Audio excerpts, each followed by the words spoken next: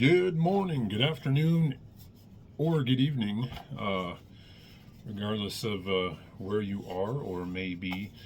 Ran a few errands this morning, so I just wanted to pop on here real quick and do yet another follow up video during my running of errands. I was kind of pondering on the video that I recorded last night, and I just wanted to add some additional information to that in regards to the adoption and the genetic memory.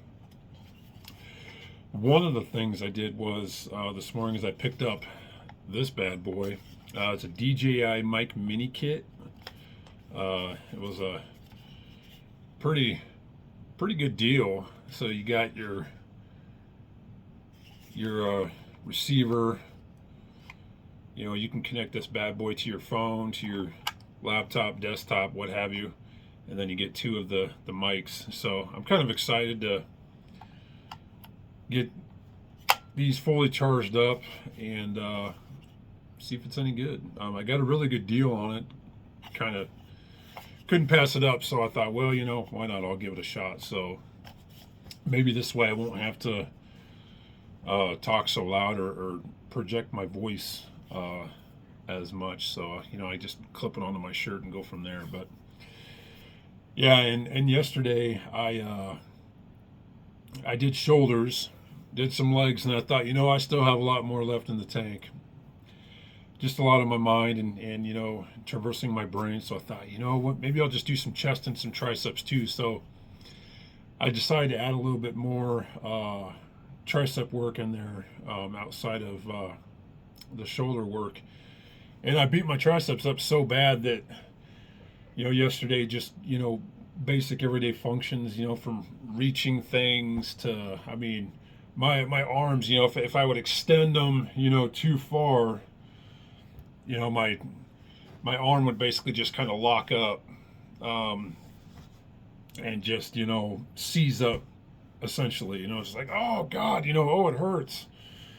But all that extra work that I did on my triceps, you know, maybe I went a little too far, maybe overtraining. You know, is there really such thing as overtraining as long as your recovery protocol is on par? I mean, I think that might still be yet to be debated, but I'm curious to hear everyone's opinion on that. My opinion is I don't think overtraining is a thing, or it may be for some people. If your nutrition protocol is not on par, then I think yes, you can potentially overtrain. But as long as your nutrition is good, I mean, now granted, my nutrition protocol is not good. It's probably anything but good. But when you got a lot going on up here, sometimes you know, you got more left in the tank, and you just kind of, you know, tend to push a little bit harder, a little bit further. But just a couple more things I wanted to mention on the adoption. I think, Nigel, you had asked, you know, when I met my birth parents, did they welcome me with open arms? And I want to say for the most part, yes. So when I met my birth father, you know, I sat in an old, you know, rundown motel there in Ocala, Florida, and waited for him to show up. That I would say was open arms. I mean, it started out with a hug, so that's about as open arms as you can get, I suppose. And he, you know, showed me some photo albums and things like that, and kind of gave me a little bit of a rundown and insight on his life. Meeting my birth mother was interesting. I essentially tracked her down. I social engineered the children's home where I was placed for adoption and picked up from by my you know, parents now, my adoptive parents. I social engineered them into giving me the information on her, well, basically her name, and I kind of took it from there. And with the DNA test results and the geneticist and genealogist that I was working with, you know, I was able to track her down. I showed up to the last known. Now, I want to preface this by saying this was all via OSINT, or I'm sure you're familiar with open source intelligence. This is all information that, you know, is easily accessible, by the public. I mean, it took a little bit of work to find the right or the accurate information, but I found it nonetheless. And I ended up going to the last known address, which turned out to be her brother, which I guess would be my uncle. And he wasn't home at the time, but my cousin, his son was there, and it was very interesting. When he answered the door, I stood back because I didn't know what I was going to say. I just basically, you know, uh, freeballed it, so to speak. I winged it. And, he came to the door and I stood back, kept my distance because I didn't want to, frighten him, like, why the hell is this, freaking 6'10", guy standing at my door, asking for, uh, for my, I guess that would be his aunt, or would that be his aunt? Yeah, whatever.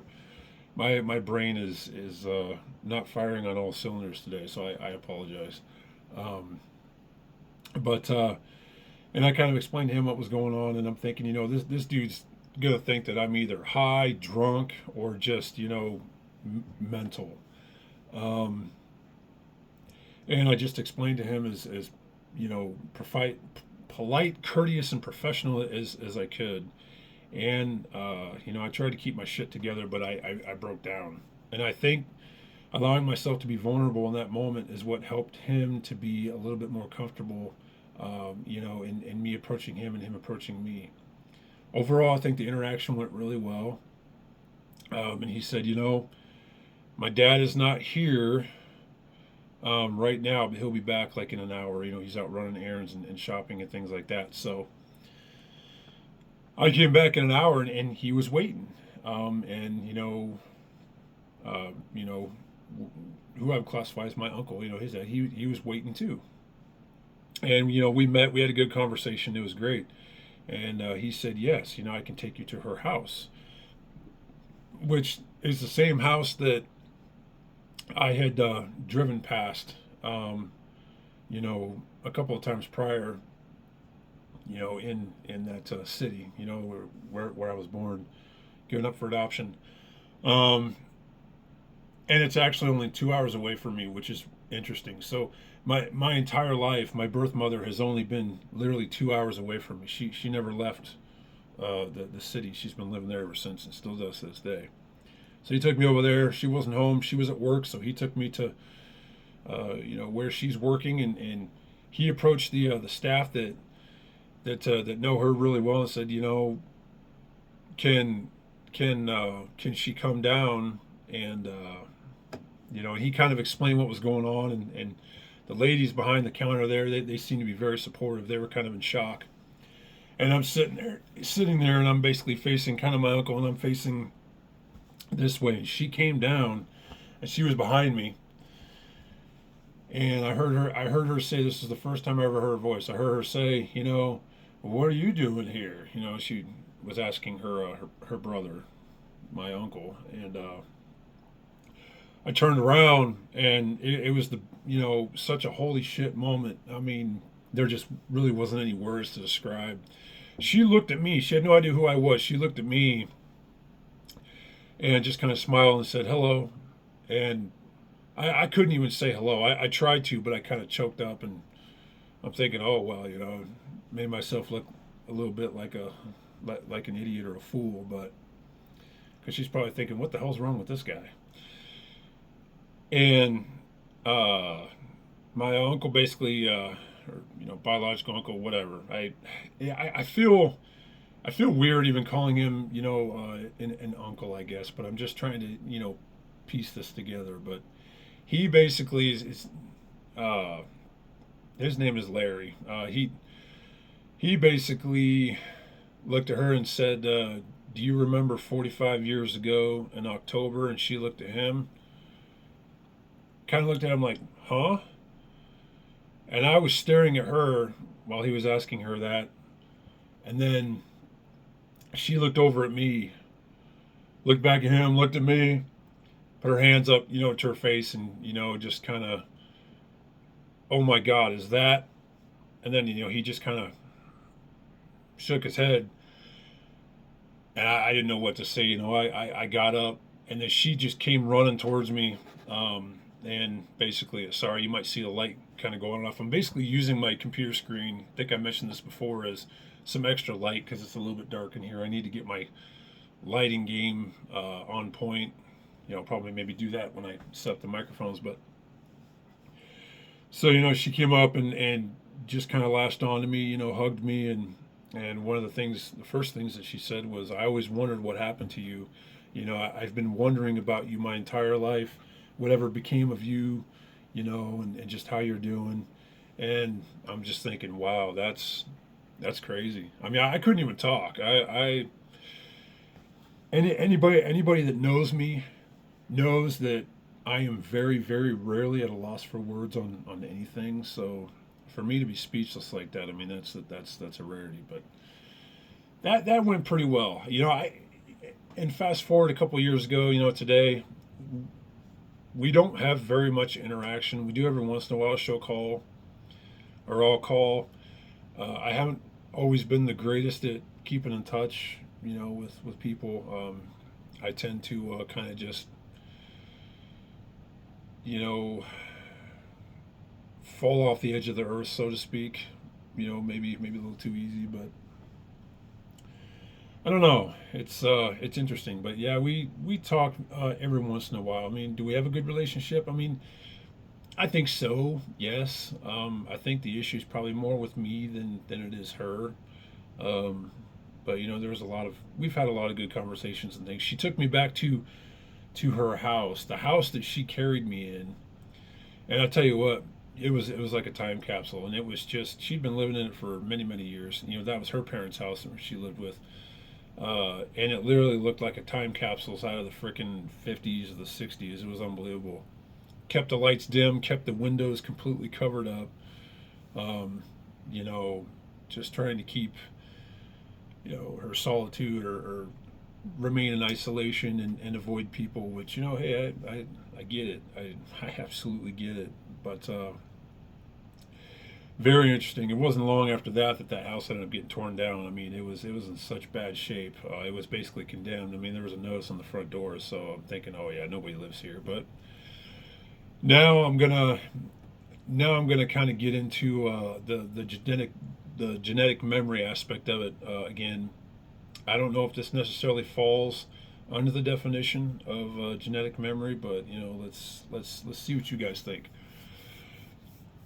So walking around this house, uh, I felt like, I mean, this was the house that she carried me in. Okay, that was the house that she got pregnant in, and then it was also the house that she carried me in.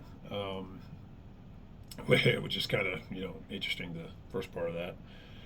But I felt like I had been there before. I mean, there was such a familiarity that I just couldn't even explain. It almost felt like home.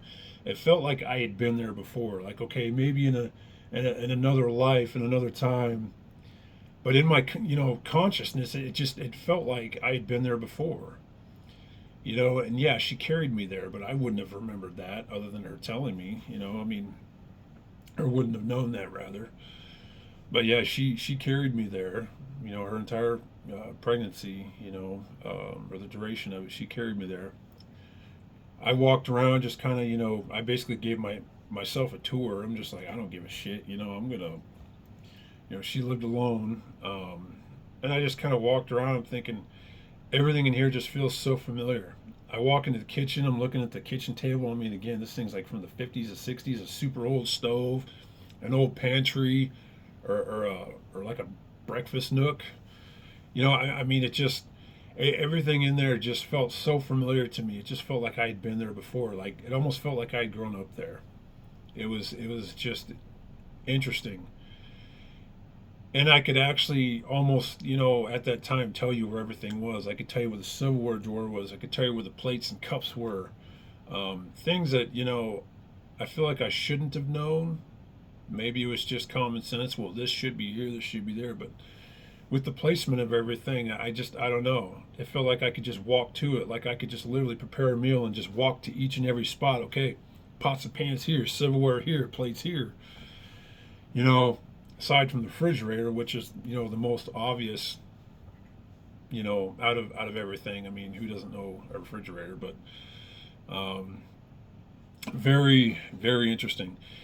And I'll continue this on with, when I met my birth father. Well, I was actually, he still resides in Florida. And I was down there a few months ago to visit him and help him clear out a couple storage units, basically consolidate 3 units into one because he's just being charged, an astronomical price for 3 units, which is just complete and utter bullshit. But, I don't know if it's like that in other countries, but here in the U.S., it's just it's a load of crap. It is a load of crap.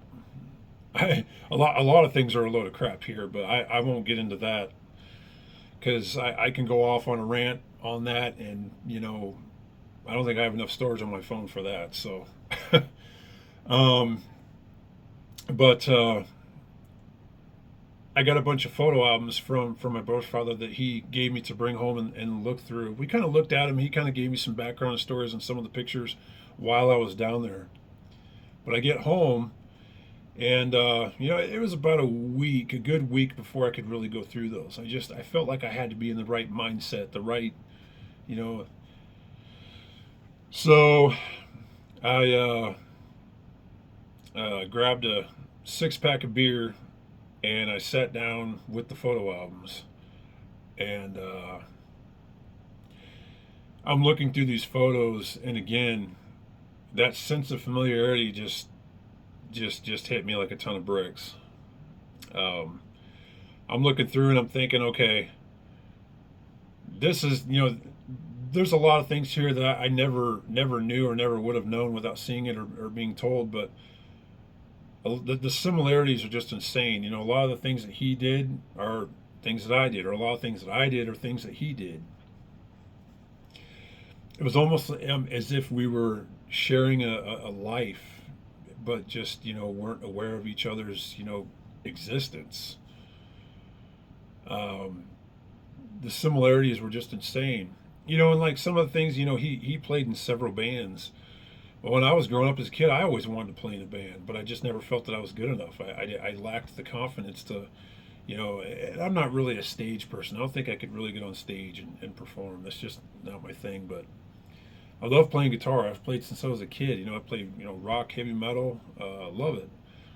I like some blues and some, things like that. Maybe like some bluegrass. I don't know. I like banjo, but I love the heavy stuff. But um, between the pictures and what he told me, he's like, yeah, I played in several bands. Well, I wanted to play in bands.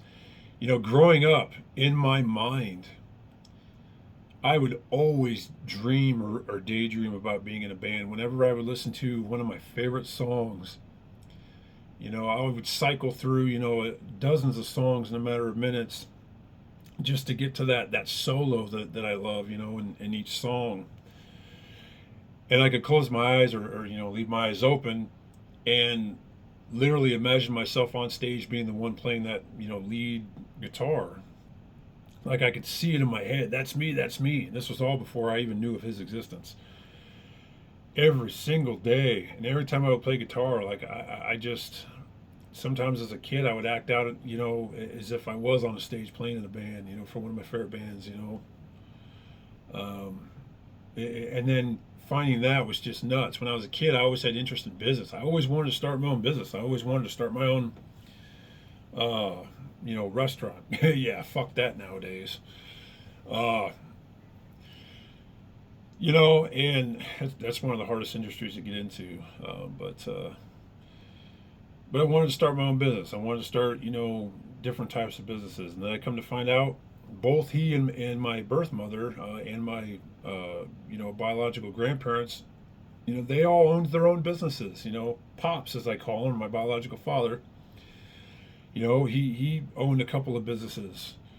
I've always been, you know, had this fascination and interest with, you know, I guess dark things. You like um, haunted, you know, abandoned places, death, you know, just things like that. Lo and behold, uh, you know, he worked as a firefighter. You know, he saw lots of death. Um, you know, he's been in morgues. He's been, you know, had friends that were morticians. I mean, he was, you know, he worked in EMT or as an EMT. Um, you know, he just different things. You know, the similarities were just nuts. So both of things that he's, you know, that especially him more so than her, but things that he was always interested in. You know, I shared the same interest. Things that he did, some of the things I did.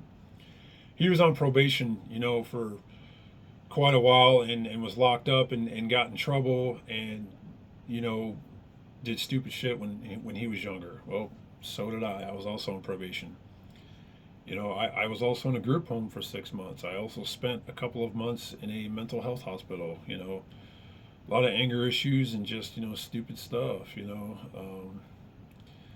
a lot of similarities. So does that fall under the genetic memory or the definition of genetic memory? Does that fall under the genetic memory category? I feel like it kind of does.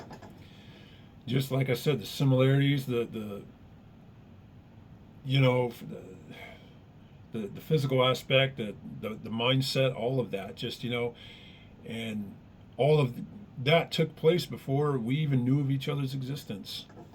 You know, I'd say probably the only difference is the things that I wanted to do and the things I always thought about doing, he actually did, or they actually did. But again, more so him. So it's just unbelievable. And thumbing through these photo albums, just it's just unbelievable. It's just unbelievable. It's almost as if I see myself in a lot of these. It's crazy. You know, I love to travel. Love to travel. He loves to travel. You know, he traveled a lot, especially, you know, in making music, um, or, you know, playing in bands and stuff. So he used to work out when he was younger. I mean, this dude was. I mean, he's still pretty. Well, he's tall. He's not as big as he used to be. He used to be a pretty big dude. You know, I mean, damn. Seeing some of those old photos, just holy shit. You know, no wonder why nobody messed with him in prison or jail or just. I mean, he could easily hold his own. But like the depression and just the mindset about a lot of things. I mean, the similarities are crazy, but you know, I just feel like with a lot of the things that happened or that took place, you know, the events and the timing of it, just it's just unbelievable. And I feel a lot of that does fall into the category of genetic memory. So you know, he and I still keep in touch to this day. I'm planning on going back down to see him again, probably in a couple or few months if I'm able to. You know, everything here has just gotten so. The price increase has increased on everything just exponentially, from food to, you know, goods and services, and you know, taking a flight from where I live down to Florida is just it's it's ridiculous. And then renting a car, I mean, it's the amount of money. I think the last time I checked, a round trip flight was almost $1,000. In some cases, it was more if I wanted to be able to select my own seat. I mean, that's ridiculous, absolutely ridiculous. In some cases, I found I could take a round trip out of the damn country, and you know, for cheaper. But you know, one of the places, speaking of that I'd like to visit someday is Norway, because I do have Nordic or Norwegian roots, which I also found out. How cool is that? I think that's pretty badass. So Norway, some of my favorite bands, you know, a lot of the Norwegian metal, Norwegian black metal. I mean, just some of the best music. I even remember as a kid. Oh, yeah, here's one more thing. I'll leave it with this. As a kid, I always wanted to learn to speak Norwegian. Just fascinated kind of with the language, the culture. Um, and the music, obviously. And then come to find out that, when I did my DNA test shortly before, finding and meeting him, that, I have some Nordic roots. I'm thinking, you got to be kidding me. This is nuts. So again, I ask, is that genetic memory? Is it is it just an implied in my DNA? Is it just part of the DNA that that DNA transfer? I don't know, but I'm curious to hear everyone's thoughts. Uh, let's get some more videos up and continue this discussion. I'm going to go ahead and cut it off here and go get another workout in because I don't know. I feel extremely motivated right now, and I'm kind of at a point where whenever I get these bouts of motivation, I go through these extreme highs and extreme lows, and when I get those extreme highs, I want to ride that wave. I want to ride that wave and just take advantage of it for as long as it lasts, and I think I'm going to do that by getting a good workout in. So uh, appreciate you guys for taking the time to listen to me rant and ramble, and yeah, again, let me know your thoughts, and let's keep the conversation going. Talk to you soon.